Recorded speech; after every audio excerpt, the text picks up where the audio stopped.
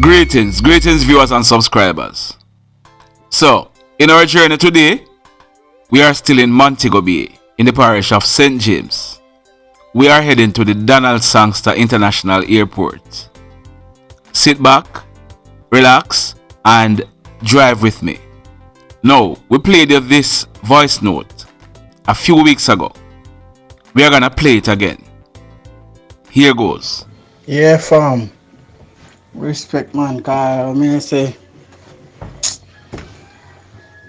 yo, me just rate your thing clean, brother.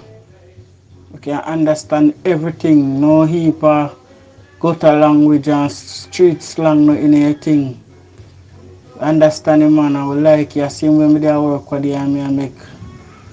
I introduce some more people to the channel, you know. I tell you, man. Me just rate you can get the news across the country.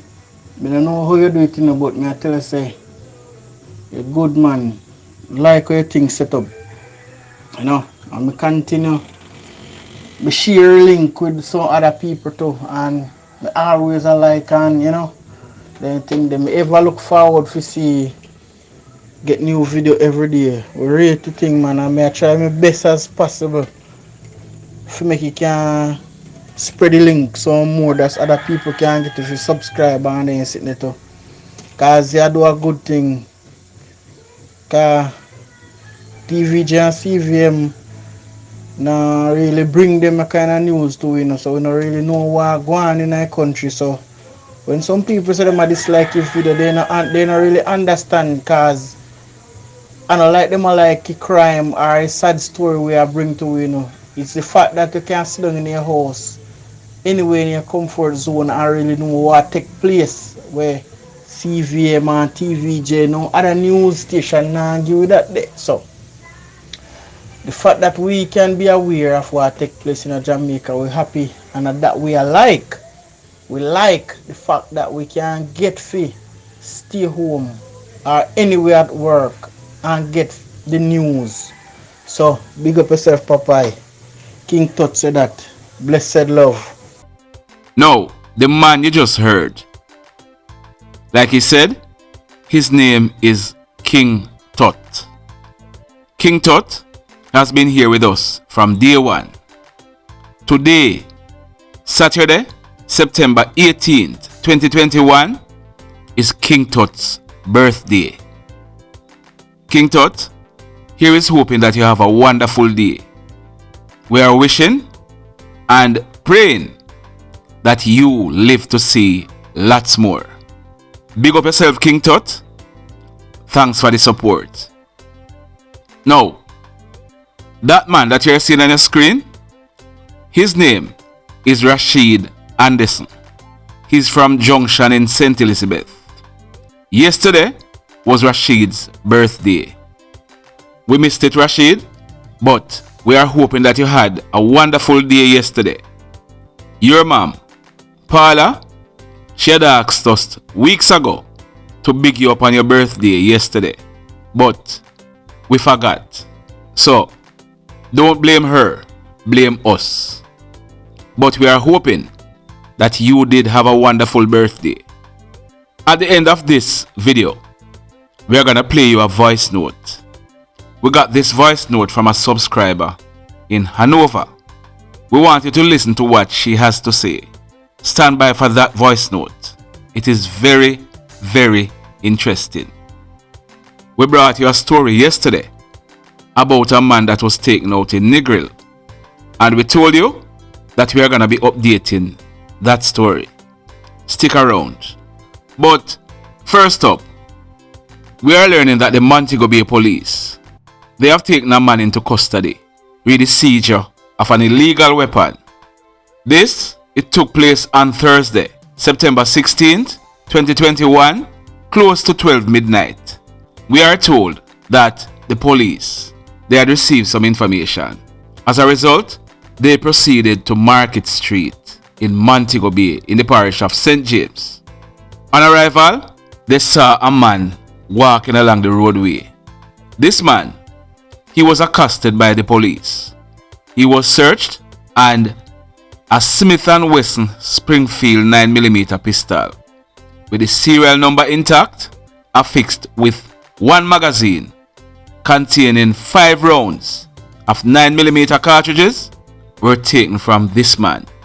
You know, if it was days gone by, this guy would not be going to the courts. His family would be planning his funeral. But the police, they held him, took away the gun from him, and arrested and charged him. We are told that this man, his name is Romaine Morrison. He's just 20 years old, and he lives at Lower King Street, Montego Bay, in the parish of St. James. So Romaine, he has been arrested and charged by the police. Luckily, because if it was in days gone by, like I tell you before, Romaine would be elsewhere. So he's lucky. He'll be going to the courts shortly to answer to these charges. He has been charged for illegal possession of firearm and illegal possession of ammunition. Now, in the next story, this one, it took place at a place named D-Side. D-Side is in the Wakefield police area in the parish of Trelawney.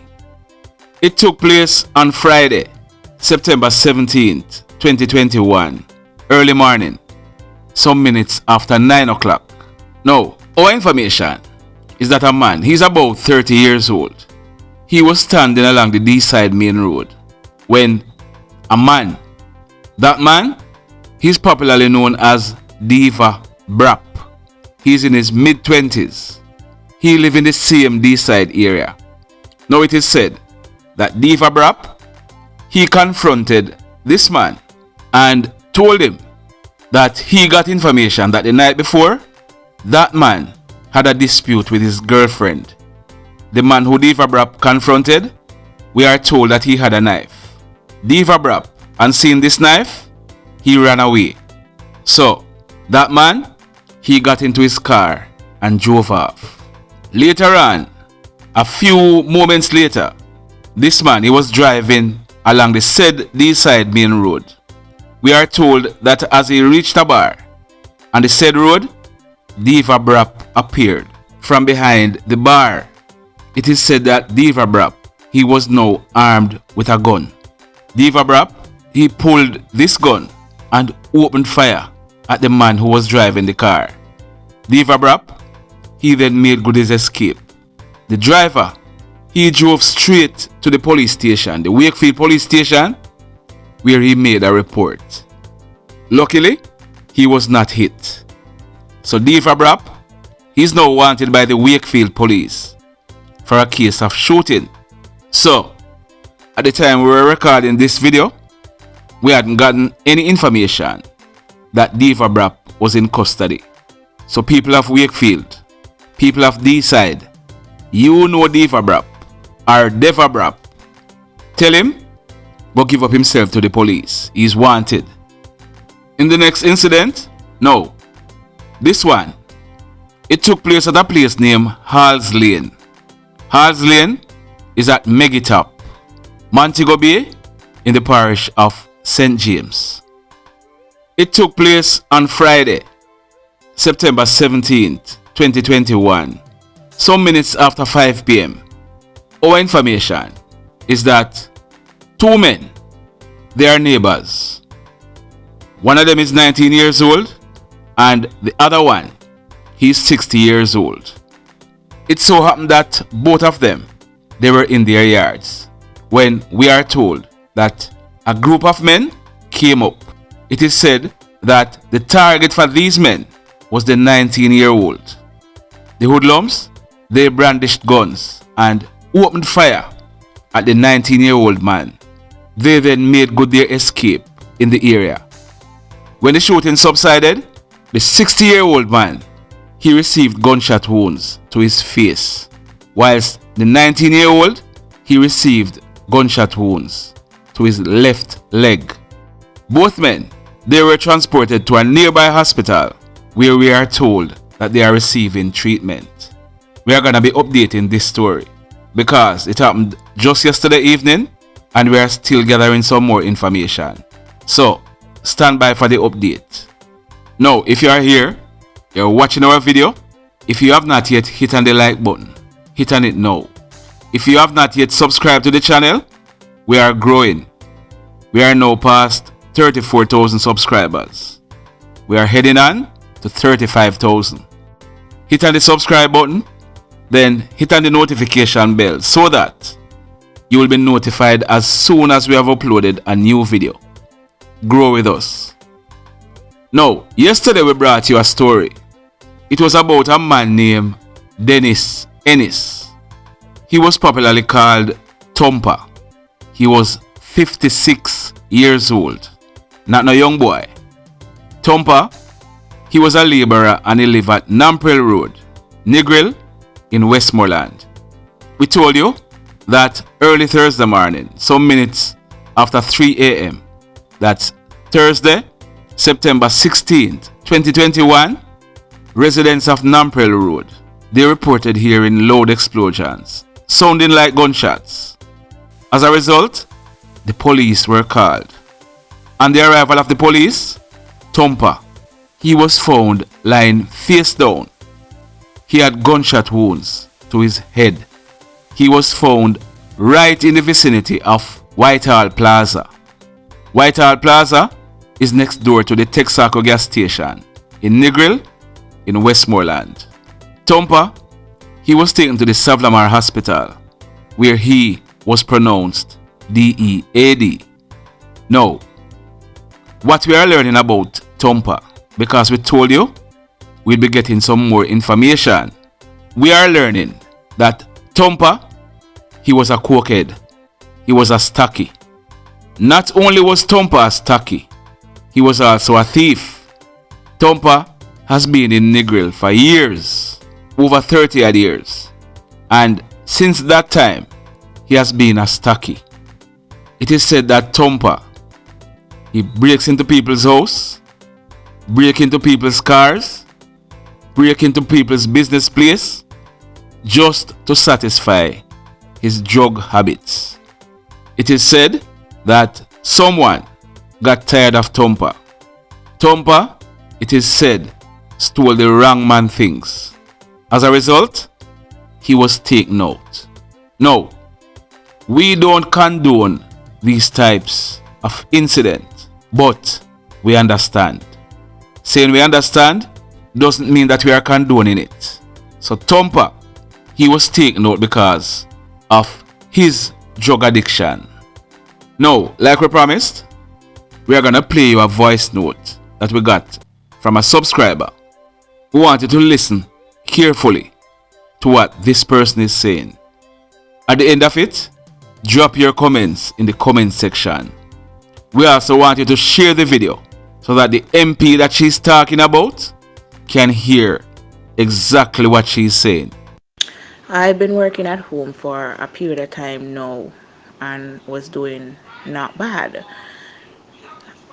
About 3 to 4 months ago, I was contacted by my MP's office in regards to employment in the form of a program called the Social Pension Program. It was organized and carried out in every single parishes in Jamaica. We would have worked for 6 months, or at least that's what the contract states. And eventually, since we started, I've started over a month and 2 weeks now. I've had 3 fortnights, and my pays have not been coming in. We are not receiving any money, and we have been tasked to walk through communities all over Hanover, because I'm from Hanover.